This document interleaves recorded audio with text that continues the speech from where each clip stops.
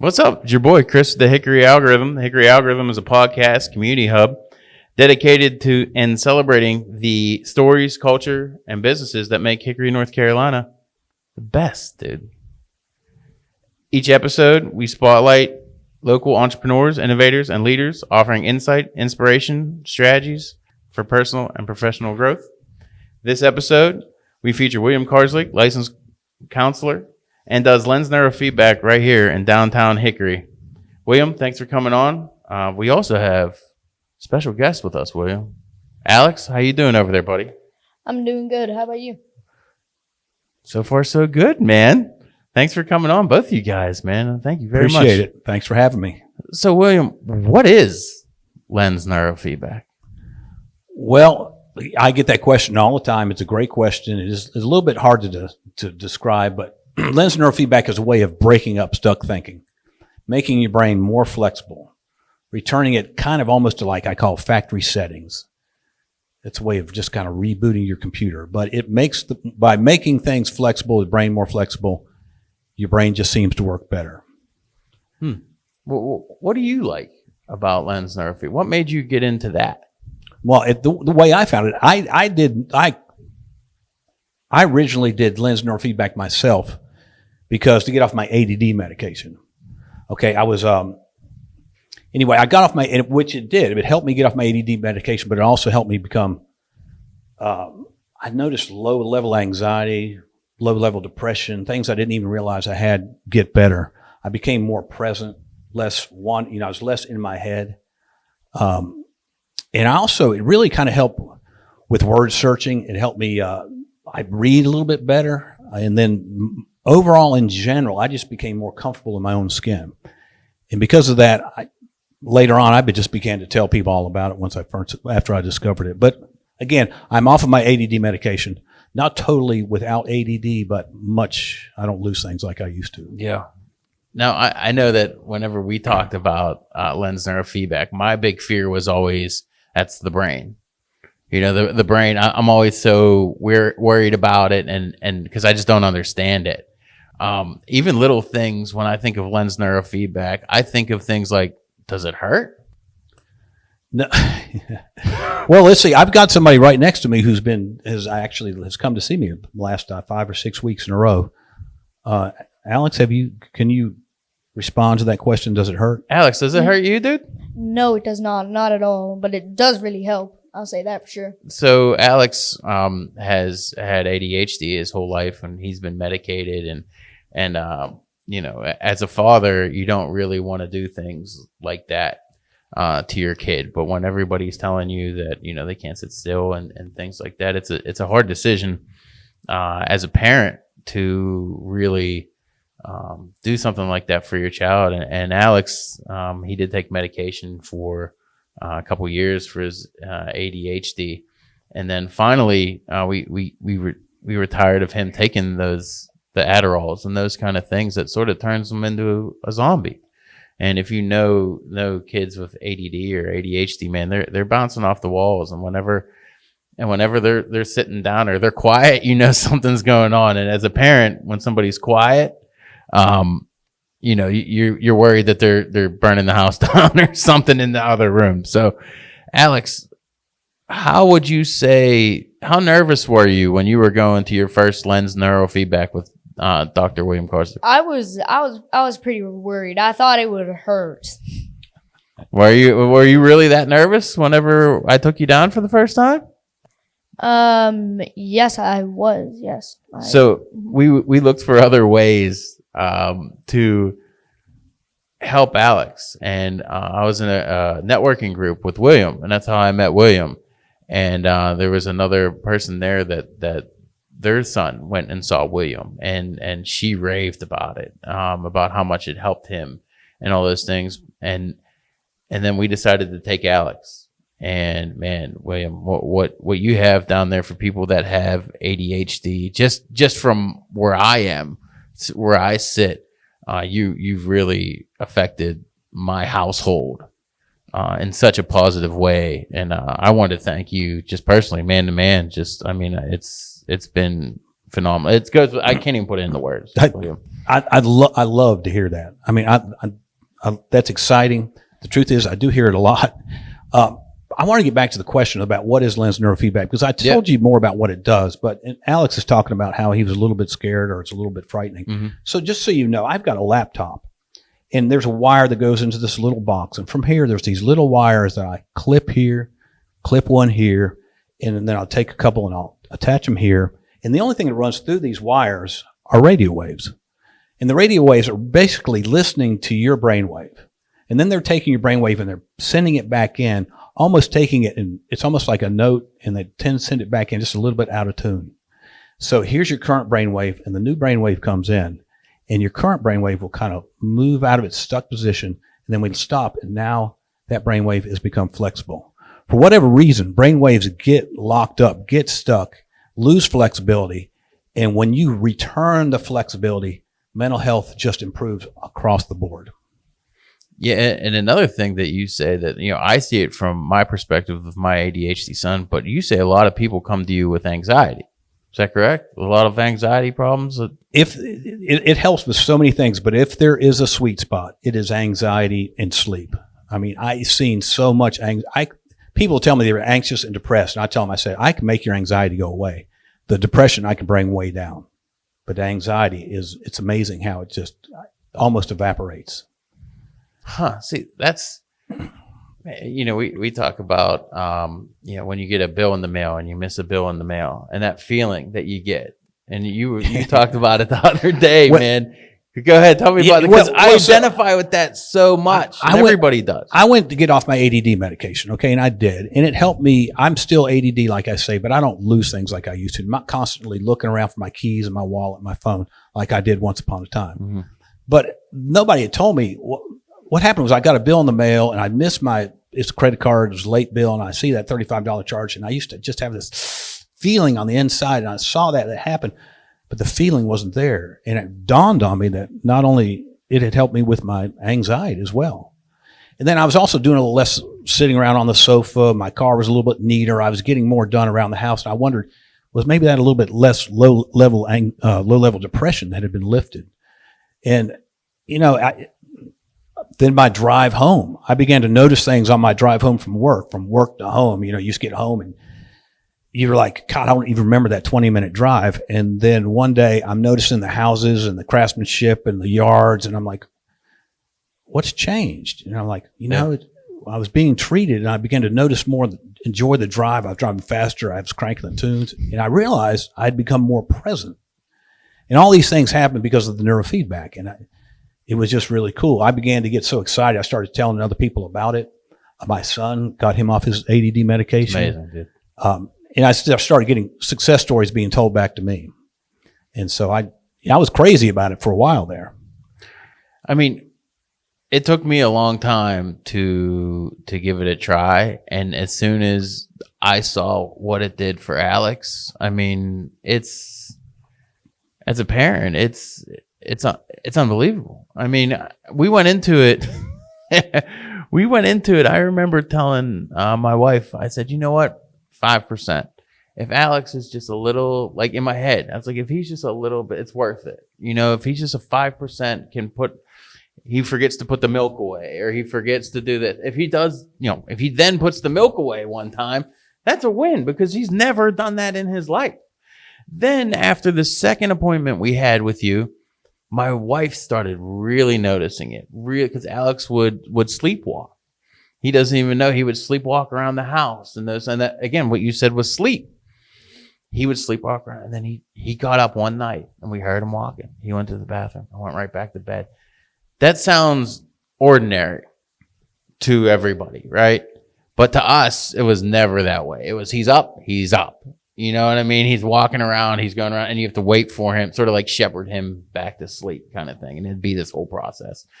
And he hasn't done it since going to LENS Neurofeedback, man. And it's really, really, I can't emphasize it enough, man. I mean, how many sessions would you recommend somebody? Is it different with ADHD or ADD or anxiety or PTSD, or the sessions the amount of sessions change? Yeah, it can vary a little bit. Usually I just tell people 10 to 12 sessions. A lot of times the last 4 sessions, you're really just trying to lock in what you've gained to keep from losing, because you're kind of teaching the brain a new habit. I've had people come in 6 times, felt great, left, didn't come back anymore. And the symptoms return because basically, in my opinion, the brain just wasn't used to its new way of doing things. And it kind of fell back in its old pattern. So a lot of the times, the last 4 sessions, really, in my mind, are kind of just locking in. Mm-hmm. But anyway, 10 to 12. Anxiety, sometimes it's a little bit less. My challenge is to come up with the right amount of treatment per person, and everybody's physiology is different.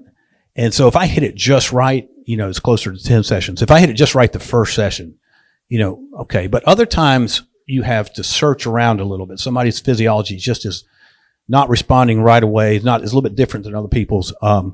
Either they're more sensitive and they need a little less treatment, or the brain's hardier and they just need a little bit longer treatment.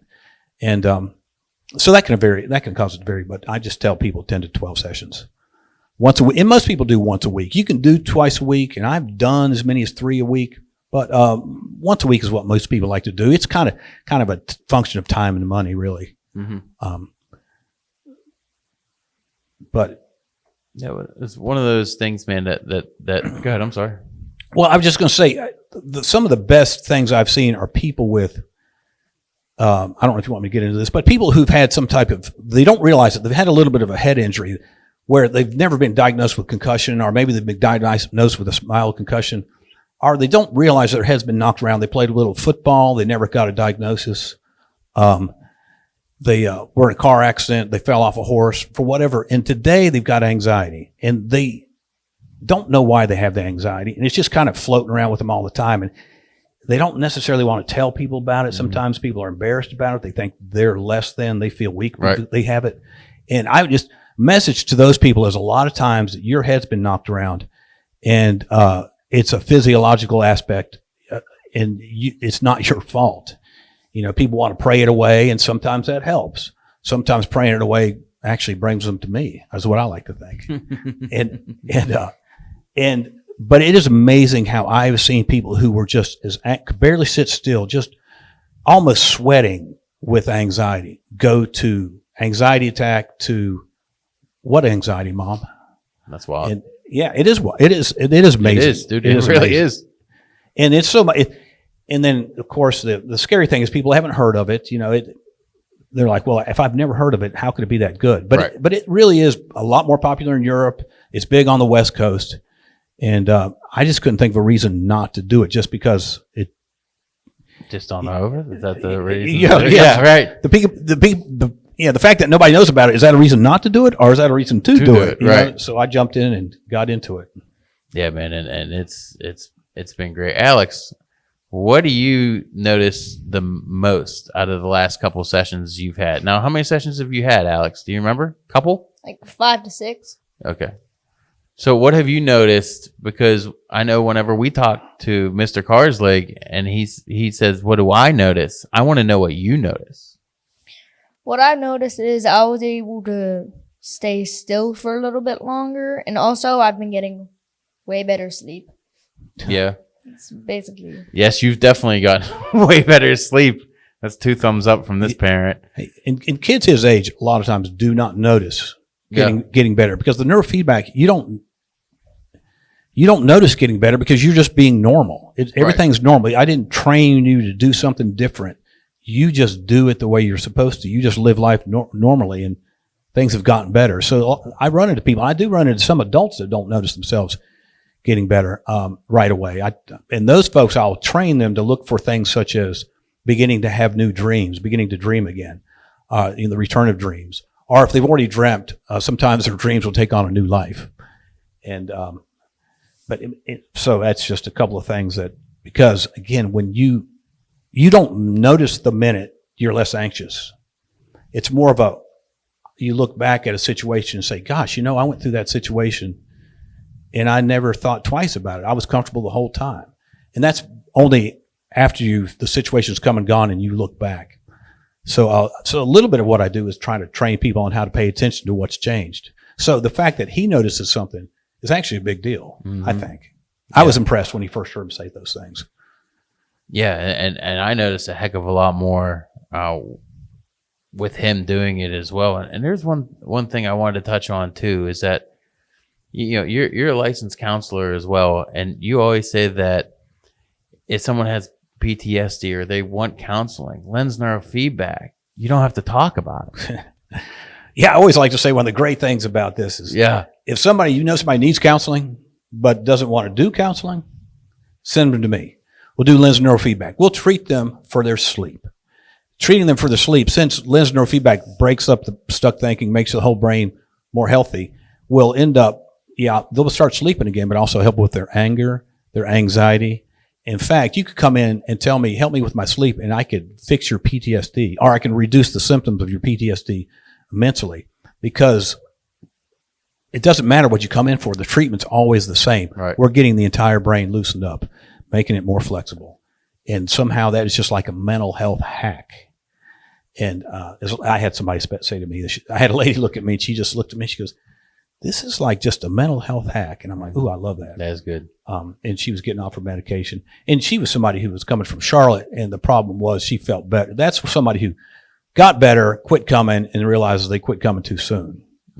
But that's all right. Yeah, I love the thought, because I think we all know somebody, as you're watching this or listening to this, that we all know somebody, I think, that could use a little therapy, but they don't want to talk. They don't want to, they have problems, but they don't know how to handle them, and they don't want to talk about them. PTSD especially. Yeah. I've had people that come to me specifically because they don't have to talk about what happened. And what happens is, after about 6 sessions, they begin to tell me. And what's happened is the trigger and then the response, that pathway has kind of been broken up. And so now the trigger doesn't cause that emotional response and allows them to actually talk about what's going on or what happened. Alex, Yeah. Do you feel that this is something that you want to continue to do? Yes. For as nervous as you were and you're 5-6 sessions in now? Yes, I would very much like to continue. Good, man. That's good. Is there Stuff anything? Is good. And I know last week, man, you even brought some snacks for Mr. Karslake. What did you bring him? What was that gummy thing? What was that? Dude? I don't quite know. Was that a bug of some kind? Was Yeah, that a I gummy think it was- bug of some Yeah, kind? I think it was like a stag beetle, maybe. So we went to go see Mr. Karslake, and Alex went to a candy store right in downtown Hickory. And don't you know, this kid, he gets all this candy, and who's the first person he offers it to? Mr. Karslake. He didn't even offer his dad one. He Number said, one. Yeah. So what did he get, Alex? What did he end up giving him? What was that gummy thing? I think I ended up giving him like a gummy stag beetle, maybe. if anything, it was some sort of beetle. That was I a know. classic candy that your mom remembered from when she was young, right? Mhm. Yes, that's Yeah, the okay. only reason that I got it. Yeah. Right. So he was, Yeah, he was. okay. That's where that Did came you from. try it though? No, I wouldn't. no, it looks too cool. I want to keep it. It's classic candy. I don't eat it, like, should I eat it? Should I not eat it? Right. It's a tough decision. Yeah, because it's nice. It's like vacuum sealed in there and everything. I was jealous though, and he was like, "Mr. Karslake, which one do you want?" I'm like, "Chopped liver over here, man." You know what I mean? Well, Alex, is there anything else you want to say about LENS Neurofeedback? Anything you want to say to Mr. Karslake or anyone that's thinking? I know it's a lot of pressure. Anyone thinking about LENS Neurofeedback, Alex? Is there anything you would say? If anyone is thinking about getting LENS Neurofeedback, I think you should. If you're thinking about it, 100% should. It's worth it. Yeah, honestly, everybody in my family does it. Really? We all do it. Yeah. It just helps with everything. Yeah. So, man, there's another topic I want to jump on, and I'm like chomping at the bit to get to this. And you know what it is, William. Yeah. So every time William has a record store underneath his practice in downtown Hickory. And man, me and William, we've always talked about music. It's always been about music. So I was thinking about doing something for this show specifically, something that me and William can sort of do together and always have on the internets. And being a 90s kid, I loved burning CDs and I loved making playlists. So I asked William Karslake to come up with 5 songs. We're going to make a playlist. All right. Do you know the 5 songs? I've got the 5 songs. You got them? Got the 5 What's songs. the first one? Give me the first one. Okay. Okay. So anyway, I did this. He gave me the assignment, and I went ahead and picked the 5 albums that I listened, or the 5 artists. In some cases, the 5 albums I listened to the most, and then I went and picked songs off of those albums, or from those artists. And so, You're leaving me Down in by- suspense. Yeah, I'm like, tell me them. Neil Young, "Down by the River." Yeah, great tune. Has a nice slow burning guitar solo that it starts out with, and I just love it's it's a song that I still would love to hear right now. Yeah. So What do you got?